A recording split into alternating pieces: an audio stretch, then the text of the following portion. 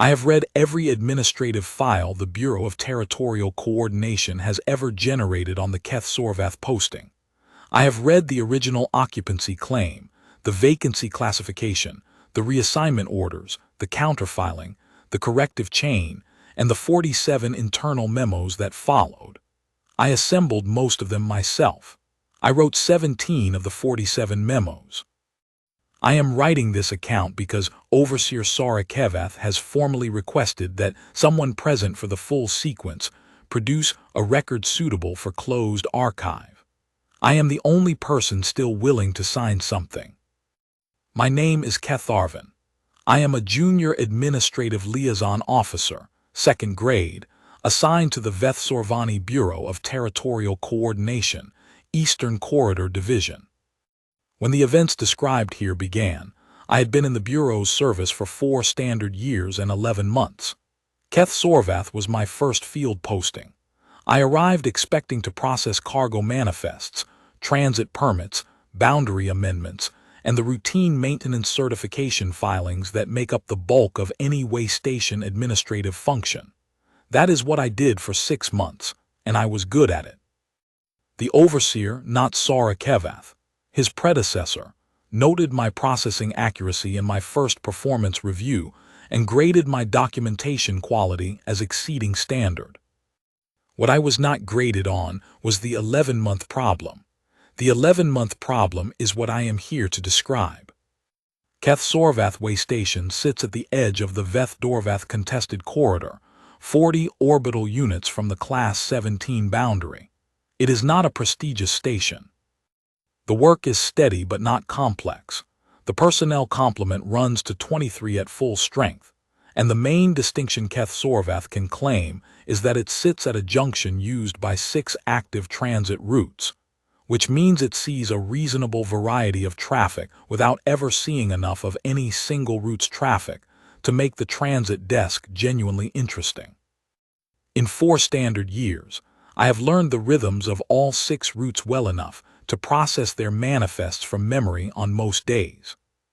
Before the events I will describe, Keth Sorvath also maintained a single bilateral exchange posting, a security liaison position funded jointly by the Bureau and the Interspecies Transit Authority under a cooperative staffing accord that had been in continuous operation for 9 years. The posting had turned over twice before I arrived. By the time I came aboard, it was held by a human. Her name was Mara Voss. She held the designation Class 14 Bilateral Exchange Security Liaison, assigned under the Cooperative Accord's standard 3-year rotation structure. She had been at the station for 2 years and 3 months when I arrived, which meant she was past the midpoint of her rotation. I met her briefly on my 3rd day. Subdirector Orvath Sen walked me through the station and introduced me to the complement, and she was one of the people he introduced. She shook my upper left hand with her right hand. She said something brief and appropriate. Then she went back to what she was doing. I have tried to remember now what I thought of her then. I was new.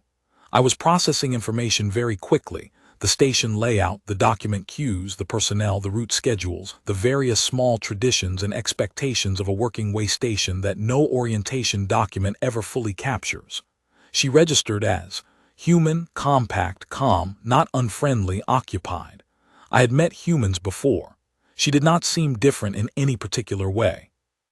I noted her designation in my working roster and assigned her a notation code for cross-referencing, and then I moved to the next thing. For 6 months, she was a consistent and unremarkable presence. She worked the transit corridor on a rotating shift schedule, which I processed as part of the station's security complement documentation.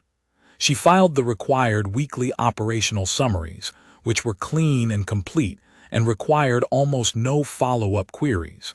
She ate in the commons. She had quarters in the residential wing, room 11, originally designated for bilateral exchange personnel under the cooperative accord, and she had maintained it, per the room inspection logs, in good order. The only item of note in any of her room inspection records was a notation by the maintenance officer that she had mounted a display piece to the wall, a flat-press specimen of organic material, encased behind a sealed transparent panel, approximately 30 centimeters by 20 centimeters. The maintenance officer noted it as a personal decorative item and flagged it for the standard documentation. She had signed the flag acknowledgement. The piece remained on the wall. I did not interact with her significantly during those 6 months. She did her function. I did mine. The station ran. This is how a well-operated station is supposed to work. On the 41st day of the 7th standard month, she reported to the station medical officer. I know the exact date because I cross-reference all medical clearance requests against the operational schedule to ensure coverage, and I retain those cross-reference records as part of the daily administrative log. She had a documented stress fracture in her secondary load-bearing frame. The injury had been developing over several months, per the medical officer's assessment, and had reached a threshold requiring off-station intervention. The medical officer issued a rotation departure certificate. The certificate was standard form, correctly completed, signed by the medical officer and countersigned by Subdirector Vacant. Voss signed the rotation log on her way out that afternoon. She boarded a transit vessel bound for the Kethsaline Medical Rotation Hub at 1400 hours. I noted the departure in the operational log. I updated the shift schedule to reflect the temporary vacancy on the transit corridor. I notified the Bureau's regional personnel pool that a coverage request might follow, depending on the duration of the rotation. What she did not do was file a posting termination request. I want to be very precise about this. A posting termination request is a specific document, Form Bureau 7 under the Cooperative Accords Administrative Appendix, that a departing bilateral exchange liaison is expected to submit when they do not intend to return to a posting. It requires the departing party's signature. In the absence of a party-filed termination, the station commander may file an administrative termination on the party's behalf after a 63-day unoccupied threshold. The threshold exists for operational reasons. Posting slots cannot be held open indefinitely for personnel who have effectively departed without formal acknowledgement, because unoccupied postings create documentation anomalies that compound over time. Subdirector Vacant was responsible for monitoring the threshold and filing on the departing party's behalf if the 63 days elapsed without a party-filed termination. He had been at the station for 11 years and had processed 2 previous bilateral exchange rotations. He assumed Voss would file from the medical hub. He was not wrong to assume this. It was what both previous bilateral exchange liaisons had done. He did not contact the medical hub to confirm the timeline. He set a reminder for the 63rd day. On the 64th day, he filed the vacancy classification request. The request cited the standard threshold, noted the absence of a party-filed termination, and recommended the posting be classified vacant and returned to the Cooperative Accords rotation pool pending a coverage decision. I reviewed the request before it went up the chain. I am a thorough reviewer. I checked the threshold date against the departure log. I confirmed the absence of a party-filed termination in the incoming correspondence. I confirmed that the medical officer's rotation departure certificate did not include a projected return date. It rarely does, because medical rotation durations are unpredictable.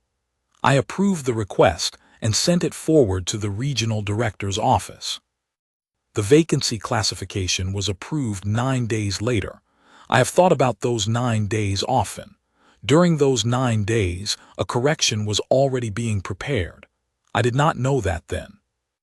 I did not know the correction existed until I was sitting at my desk 11 months later, looking at the document Voss had put in front of me.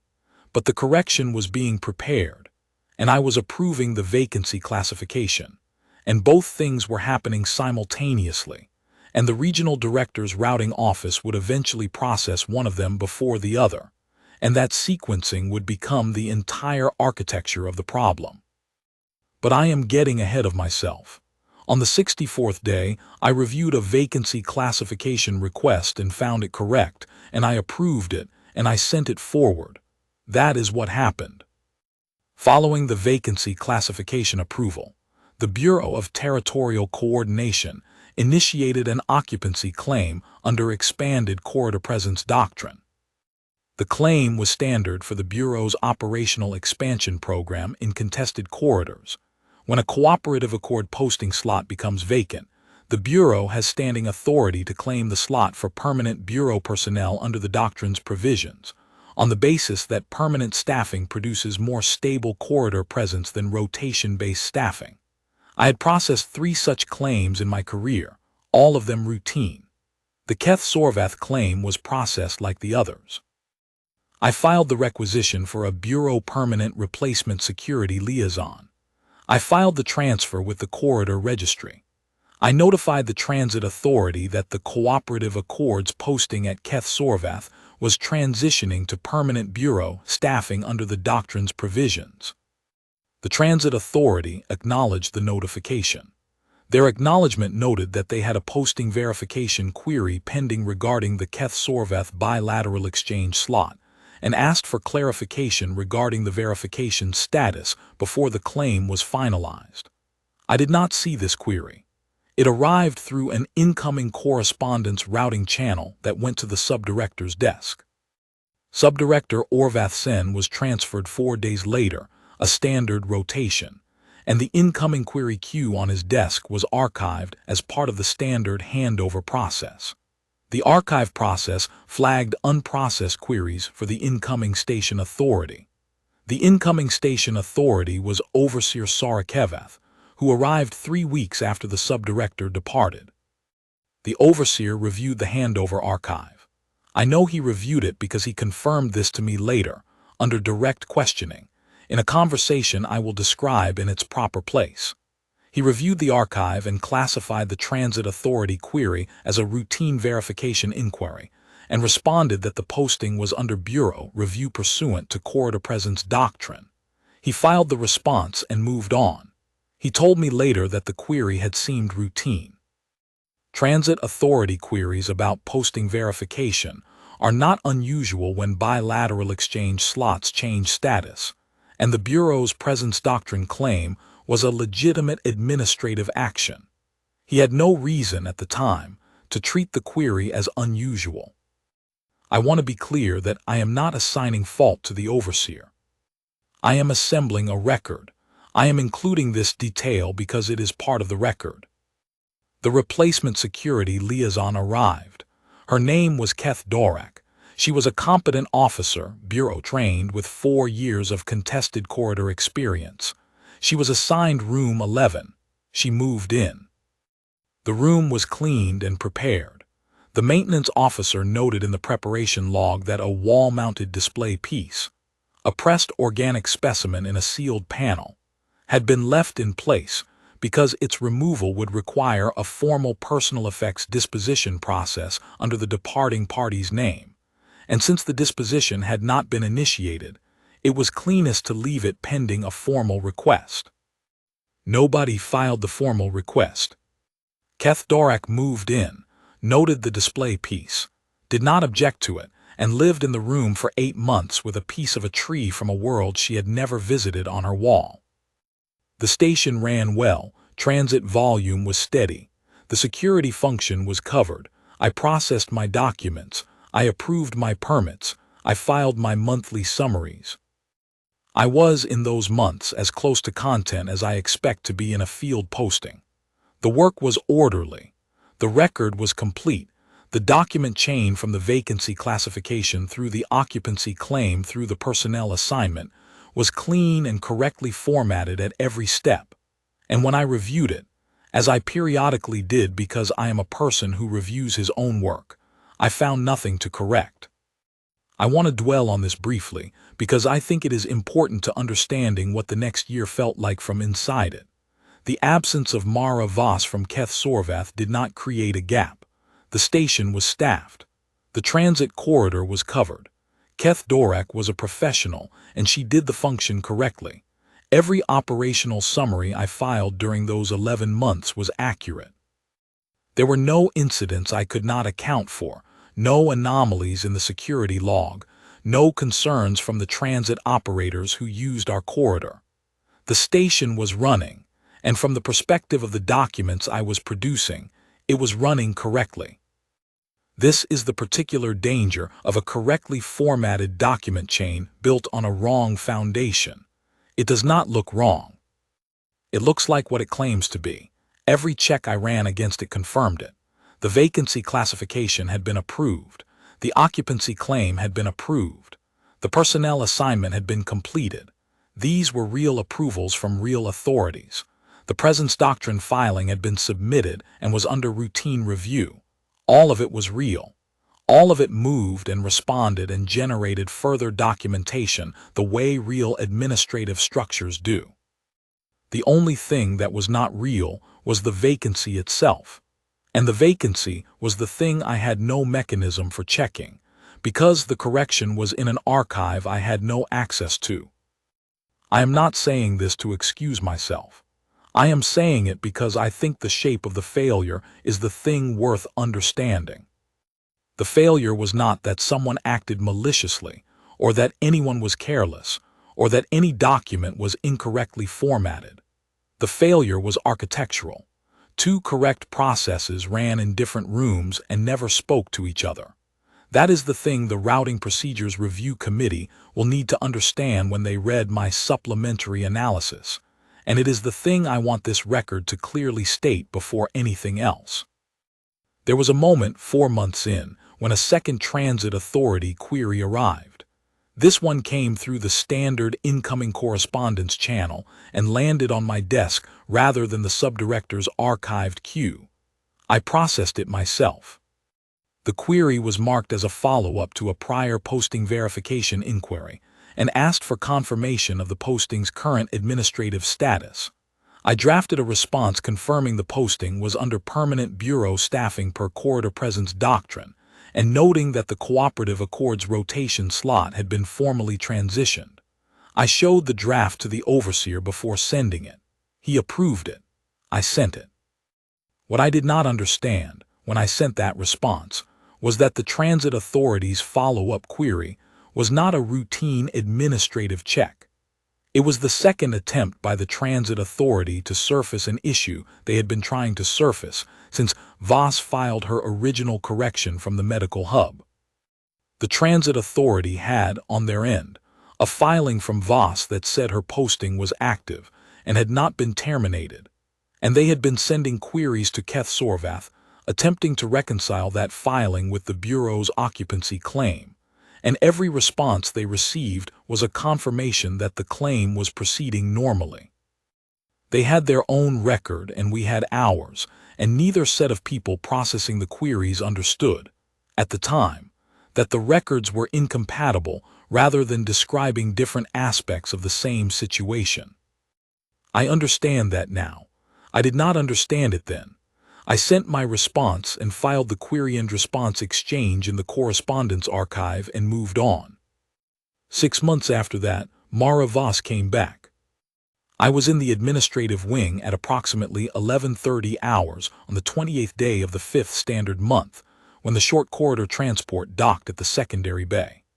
I know the time precisely because the docking notification appears in the transit log at 11:27.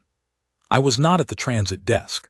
I was at my own workstation reviewing a quarterly boundary attestation form that the regional director's office had sent back for a minor correction.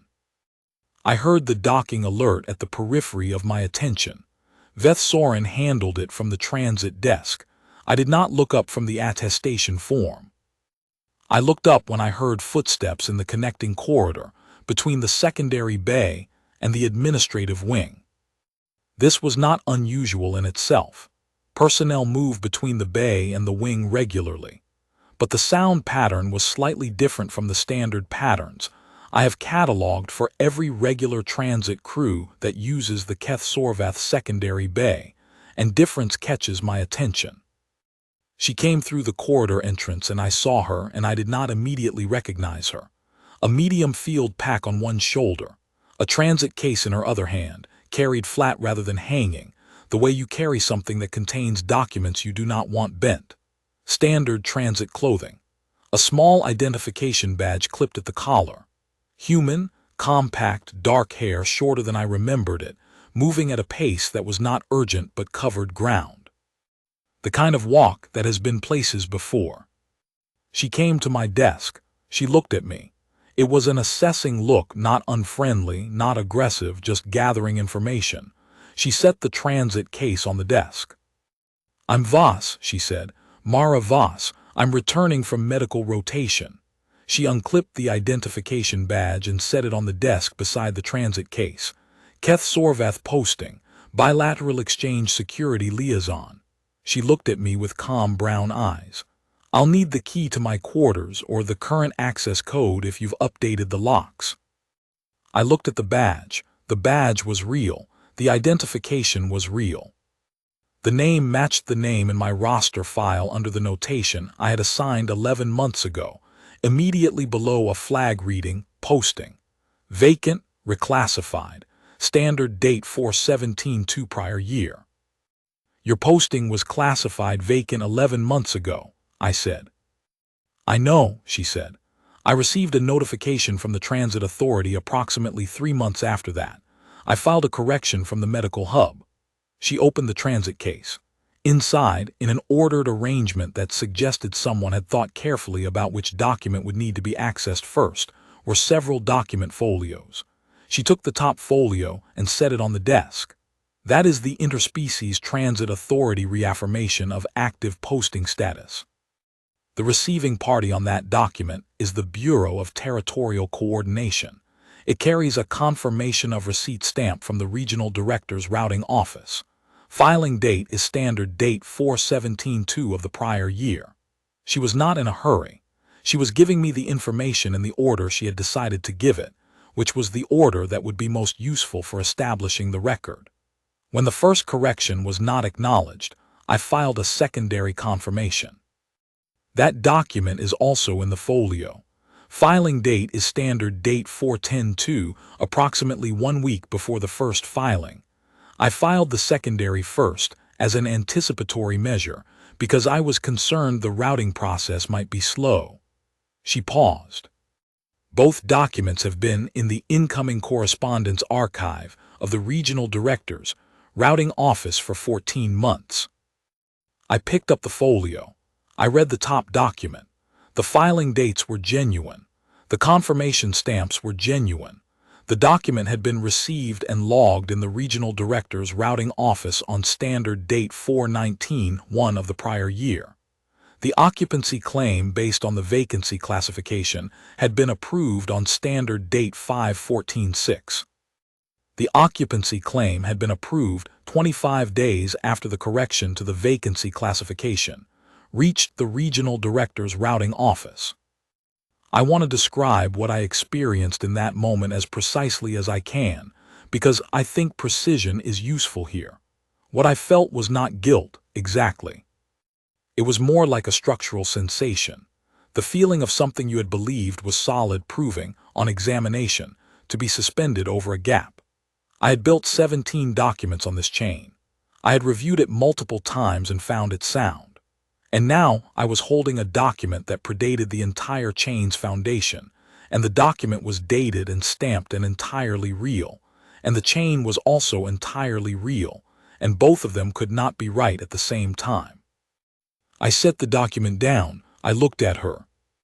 She was watching me with the same calm she had walked through the door with, not impatient, not triumphant. She had presented the information, and she was waiting for me to do what I needed to do with it. Because doing what you need to do with information is how the administrative process works, and the administrative process was going to produce the result the record required, and she had always known it was going to produce that result, and so she waited. "I need to speak to the overseer," I said. "Of course," she said. She picked up the folio and her badge. "I'll be in the Commons." She picked up her field pack and transit case. "Is there any tea?" "There is," I said. She went to the Commons. I watched her go. She moved with the same easy, unhurried pace she had arrived with, not the pace of someone who had won an argument, not the pace of someone who was waiting to see what happened. The pace of someone who had come to where they intended to be and was prepared to wait for the administrative process to complete. I watched her go around the corner. Then I picked up my internal relay and called the overseer. He arrived in 9 minutes. He was in a good mood when he came through the door. He was a productive administrator. The overseer and productive administrators tend to be in good moods during working hours because the work is going well, and the work going well is satisfying. He looked at me when he came in, read whatever my expression was communicating, and was not in a good mood by the time he reached my desk. I told him what had happened. I described Voss, her identification, her documents, the filing dates on the correction, the confirmation stamp from the regional director's routing office, and the interval between the correction's receipt and the occupancy claims approval. I put the folio on the desk between us. He read the documents. He read them once quickly and then read them again slowly, which I recognized as a sign that the first reading had produced a result he was hoping the second reading would change. "The query," he said. "The transit authority query that arrived in Subdirector Orvath Sen's queue before your arrival," I said. "I believe it was the first notification that a correction had been filed. The second query, the follow-up that came to my desk 4 months in, would have been the transit authority's second attempt to surface the same issue." I responded to the second query. "Yes, sir, I drafted the response. You approved it." He was quiet. "Neither of us saw the correction," I said. "It was in the regional director's incoming correspondence archive. We had no mechanism for accessing that archive from a field station in the normal course of operations. The correction was on file. It was simply filed in a location that our administrative workflow had no natural intersection with. The routing failure. The correction and the claim were processed by different sections of the regional director's office," I said. "The section processing the claim did not cross-reference incoming transit authority correspondence.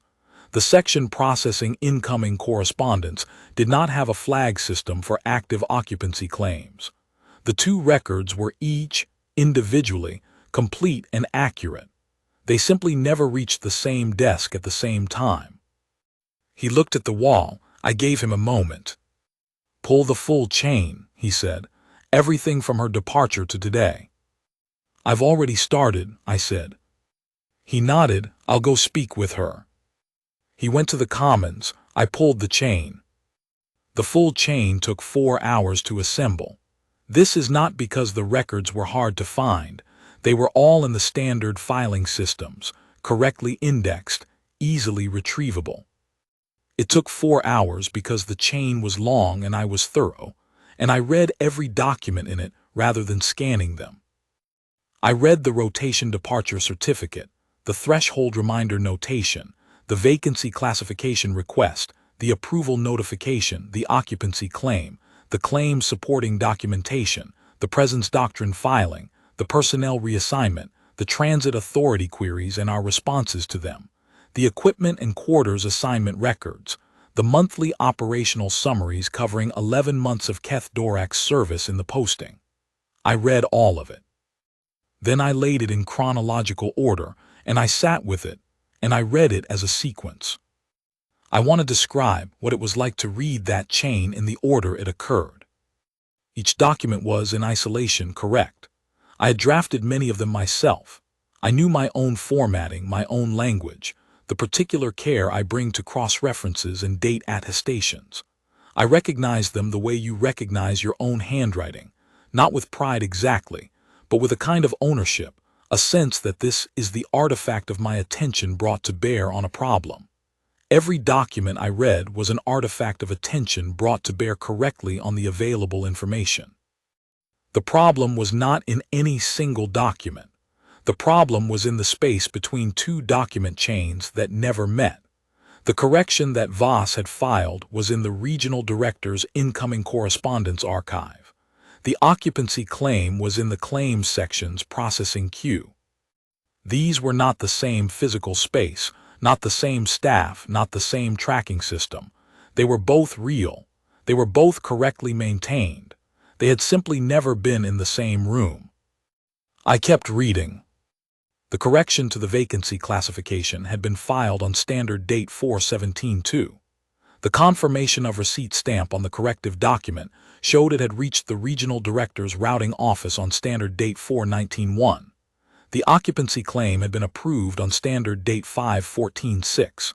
The interval was 25 days. During those 25 days, the correction had been received, logged, and filed in the incoming correspondence archive, where it remained. During those same 25 days, the occupancy claim had been processed by the claims section, reviewed by the corridor presence doctrine coordinator, approved by the assistant director, and returned to us as a finalized administrative action. The two processes had run in parallel, 25 days apart, in different sections of the same office, without any mechanism for one to be aware of the other. What this meant, in terms of the Bureau's own regulatory framework, was this: the vacancy classification had been formally corrected before the occupancy claim was finalized. The corrective filing was dated prior to the claim's approval. Under the Cooperative Accord's Administrative Appendix, a formal correction to a vacancy classification, once confirmed by the Transit Authority and acknowledged by the Bureau's routing office, supersedes the vacancy classification retroactively. The vacancy classification, once corrected, was as though it had never been issued. The occupancy claim based on that vacancy classification was therefore a claim based on a status that did not legally exist at the time the claim was approved. I found the regulatory language for this situation in the Cooperative Accord's Appendix, Section 7, Paragraph 4, which I had never read before because I had never had a reason to read it. I read it 3 times. Then I found the relevant section of the Bureau's own claims protocol, which cross-referenced the Cooperative Accord's Appendix and confirmed that claims based on subsequently vacated classifications are void from their approval date, not from the date of discovery, from the approval date. The claim had been void for 11 months. I noted the regulatory references. I noted the dates. I noted the filing sequence. I built the corrective chain in my working document with the same care I had built every other document in this chain, because a corrective document that is imprecise is a corrective document that can be challenged, and I did not want this document to be challengeable. I found myself thinking, while I worked, about the second Transit Authority query, the one I had drafted the response to, the one the overseer had approved. I had written, "The posting is under Bureau review pursuant to corridor presence doctrine." This was accurate at the time I wrote it. The posting had been under Bureau review. The doctrine application was active. Everything in the response was true in the sense that it described the Bureau's actions correctly. What it did not contain, because I did not know it at the time, was the other truth, the correction in the archive, the filing date, the confirmation stamp. The fact that the Bureau's review was built on a foundation the Transit Authority had been trying to tell us was not there. I sat with that for a while. Then I closed the working document and made tea.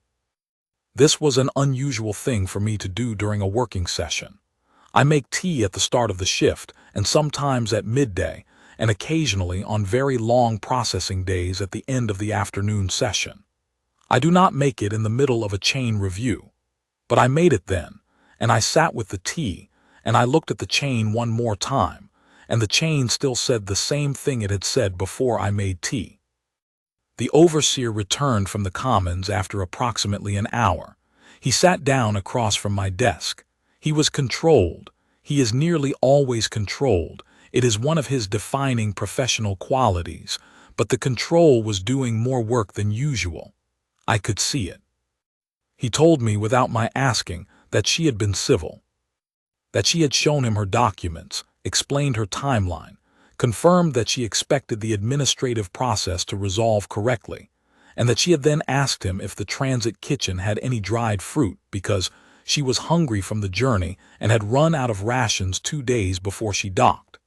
He told me this with the expression of a person who is reporting an accurate fact, but remains uncertain how to file it. She had been hungry from the journey. She had resolved the matter of her posting, sat down in the commons with her tea, and asked for dried fruit. He had found her some. She had thanked him in the same plain, direct way she had thanked me. He had left the commons and come back to my desk, and he did not entirely have a framework for what had just happened to him. "She's not making demands," he said. "She doesn't need to," I said. "The record makes the demands. She just needs to be here." He studied me for a moment. "What does the chain say?" I walked him through it, all of it in sequence from the departure log through the present. He listened without interrupting. When I finished, he was quiet for a long time. "The occupancy claim," he said, "is based on the vacancy classification," I said. "The vacancy classification was corrected prior to the claim's approval. The claim is void under the Accord's Appendix, Section 7, Paragraph 4. The presence doctrine filing derives from the occupancy claim," I said. "If the claim is void, the presence doctrine filing has no foundation." Kethdorak's assignment to the posting was made against the same claim, I said. "The assignment doesn't invalidate itself. Kethdorak served in good faith under a legitimate administrative action as far as we knew, but the posting itself belongs to Voss. The room assignment that placed Kethdorak in room 11 was made against a claim that is void. The original room 11 assignment under the cooperative accord is still the operative one." He looked at the wall again. I waited. "The regional director's office," he said, "will need an error report documenting the routing failure," I said. "I can begin that tonight. It will need to name the incoming correspondence archive, the claims section processing timeline, and the 25-day interval. It should also name the 2 transit authority queries and our responses to them, for completeness." I paused. "I would recommend filing it as a systemic routing failure rather than an individual error report. The failure was architectural. The 2 sections of the regional director's office had no mechanism for cross-referencing their respective queues. No individual person made an error with malicious intent. The correction arrived and was filed correctly. The claim was processed correctly. The 2 correct processes simply never intersected." "You're suggesting we take responsibility," he said. "We are responsible," I said. "The question is how we characterize the nature of the responsibility. A systemic characterization is accurate and will be received better by the regional director's office than an individual error characterization, which would require naming specific personnel and would likely produce a defensive response that extends the correction process significantly." He was quiet. "Also," I said, "it is the accurate characterization." He almost smiled. It was the expression he makes when something has surprised him by being correct. "Start the error report," he said. "I'll handle the notification to the regional director's office directly. I'll call, not file. Better to brief the situation verbally before the written record lands." He stood up. "What does she need tonight?" "Her quarters, room 11, are currently occupied by Kethdorak," I said. "The transit accommodation, rooms 3 through 6 on the transit corridor, are all listed under her bilateral exchange designation in the room assignment records because the transit accord designates them as bilateral exchange liaison accommodation. She can occupy any of them tonight." I paused. "She mentioned room 5 to me before I called you. I believe she remembered it from her prior service." "Get her the key to room 5, he said. "I already have it ready," I said. He left. I began the error report. The next 4 days had a quality I have difficulty finding a word for. Not tense exactly, tension implies resistance, and there was very little resistance because the record left no room for it. Not quiet either because there was a great deal of activity. The quality I am looking for is something like inevitable, Events had a characteristic of occurring because they were the only thing that could occur, given what the record said. On the first morning, Voss appeared at the administrative wing at the beginning of first shift, requested the current day's progress summary, reviewed the documents I showed her with the same assessing calm she had shown at the desk the day before, noted 3 items for follow-up, thanked me, and left. I processed the follow-up items before midday. She appeared again at the beginning of second shift, reviewed the updates, found them satisfactory, and left again. She was not aggressive about these visits. She was not performing impatience. She was monitoring the process the way you monitor a document that is moving through a system, checking in at regular intervals to confirm it has not stalled. On the second morning, she resumed her duties on the transit corridor. I want to be careful about how I describe this. She did not announce it. She did not request permission. She appeared at the beginning of the security shift, checked the shift log, which she had access to under her active posting credential, which I had confirmed as technically valid the night before, and took her position at the secondary processing station in the transit corridor. Keth Dorak was at the primary station. Voss looked at the shift log, said something brief to Keth Dorak about the overnight manifest being complete, and began working the incoming transit queue. Keth Dorak came to me an hour later and asked for clarification about the staffing situation. I gave her the administrative summary I had prepared and told her the situation was under active resolution.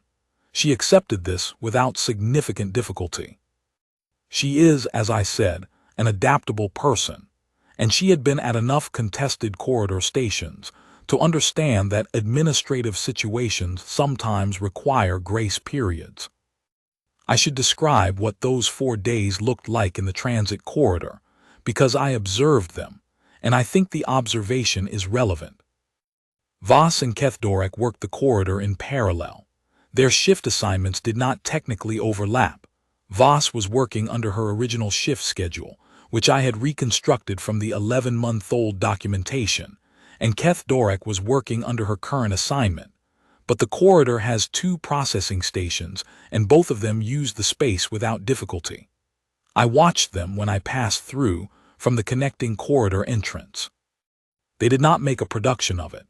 Voss processed the transit manifests at the secondary station with the same even thoroughness she had shown reviewing my administrative progress summaries, steadily, without hurry, noting discrepancies in the manifest log with the same care she noted discrepancies in my corrective chain. Keth Dorak processed the primary station. They handed queries to each other when a query fell outside one station's jurisdiction. They did not discuss the administrative situation, as far as I could tell. There was no tension in the corridor that I could identify. They were 2 competent professionals in a room with the same job, doing the job. I have thought about this since. Keth Dorak had been told that the room she lived in was not legally hers, that the posting she held was not legally hers, that the administrative foundation beneath her entire 8 months at this station had been constructed on a misclassification. She had taken this information and gone back to work. Voss had arrived to reclaim a posting she had been unable to occupy for 11 months. She had gone back to work.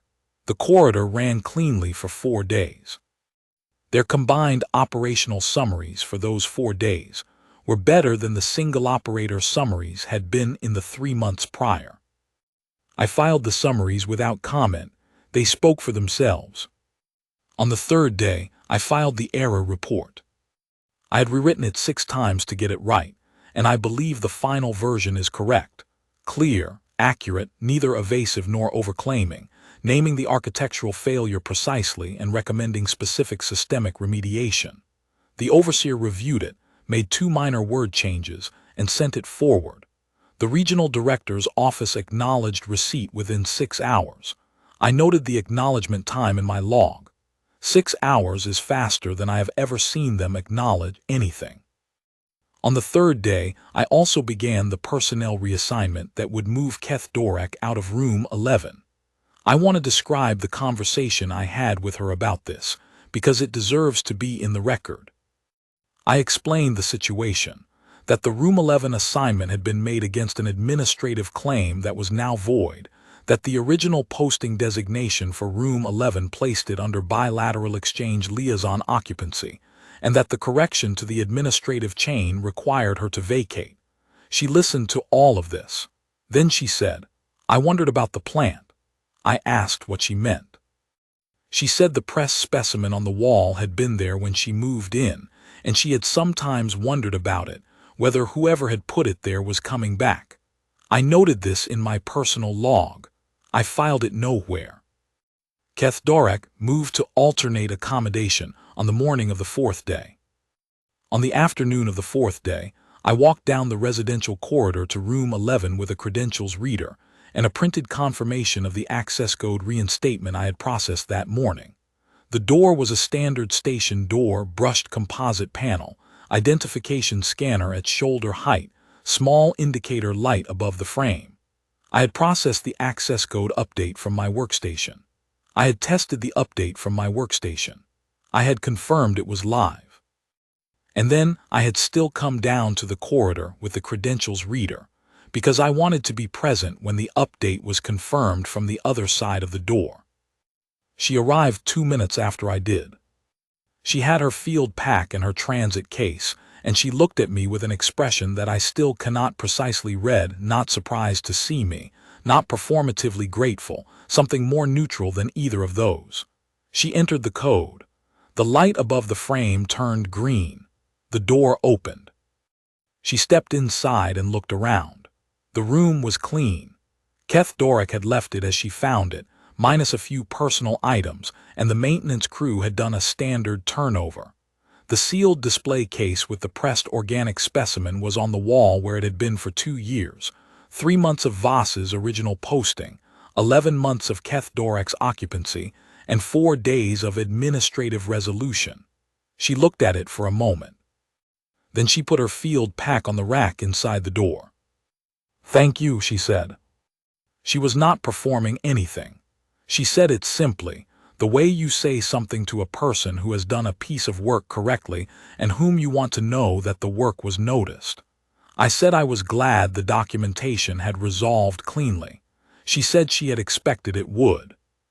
She said she had kept every document, every confirmation, every filing notification, because the posting was good and she intended to come back to it. And if there was going to be a problem, she expected it to be administrative in nature, which meant the answer would be in the record. She said the record was always right, it just needed someone to look at it. I closed the door and went back to the administrative wing. The Corridor Designation Committee review of the Presence Doctrine filing is still in process. The filing remains in suspended status. I am told to expect the review to conclude in approximately 2 more standard months, at which point the filing will be formally withdrawn. The error report I filed has been accepted by the Regional Director's Office and has been referred to the Routing Procedures Review Committee for systemic remediation recommendations. I have been asked to contribute a supplementary analysis, which I have begun. Keth Dorek has been reassigned to a posting at Vethsorvath Station, 1 corridor segment over, which is an appropriate posting for her experience level, and which I understand she has settled into well. The thermal sealing unit and the portable atmospheric monitor that Voss had signed out from the Commons equipment room on standard date 3/14/7 of her original posting year, both of which were still listed on an active sign-out log under her name because the sign-out log had never been closed, were formally returned to the Commons rack on the 3rd day of her return, per the log. The sign-out record was closed. Both items are in good working order. I want to conclude this account with a thought that I am not entirely sure belongs in an administrative record, but which the overseer said I could include if I judged it relevant to the file's completeness.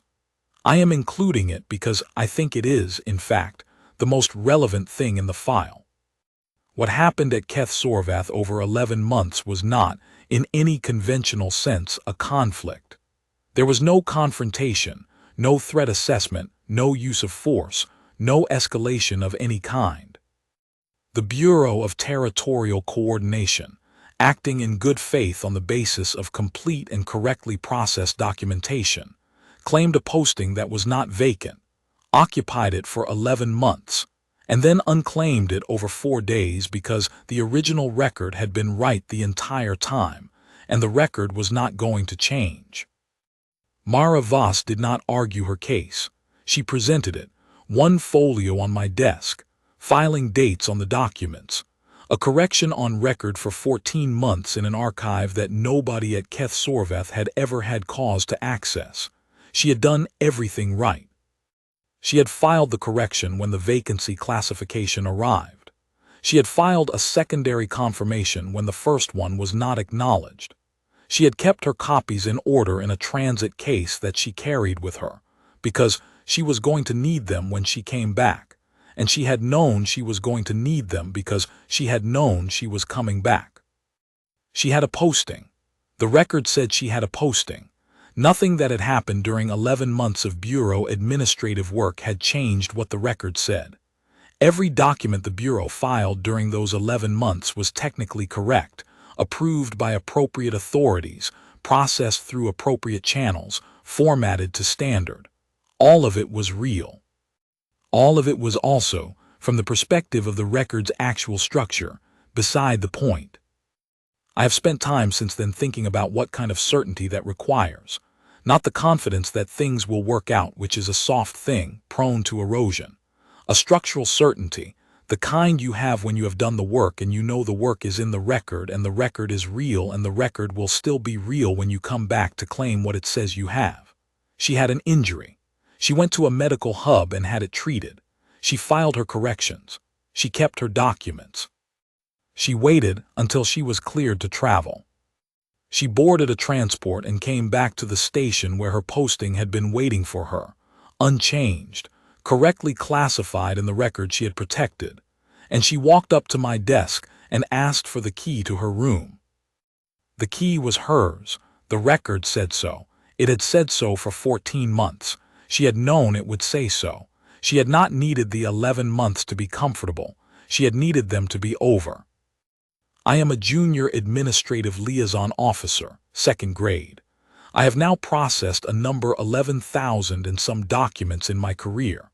I understand records. I understand what they can do and what they cannot do and how they fail and how they hold. What I had not understood before this posting, and what I think I now understand in a way that will be permanent, is what it means to maintain a record correctly under conditions where the record is the only thing standing between you and a situation that is wrong. She never raised her voice. She did not need to. The record raised it for her, quietly, in the filing date stamps of 2 documents in an incoming correspondence archive, and all she had to do was come back and show someone where to look. On the morning of the 15th day after her return, I arrived at the administrative wing at the start of first shift, and she was already in the transit processing corridor, running the overnight manifest. She looked up when I came through. She nodded.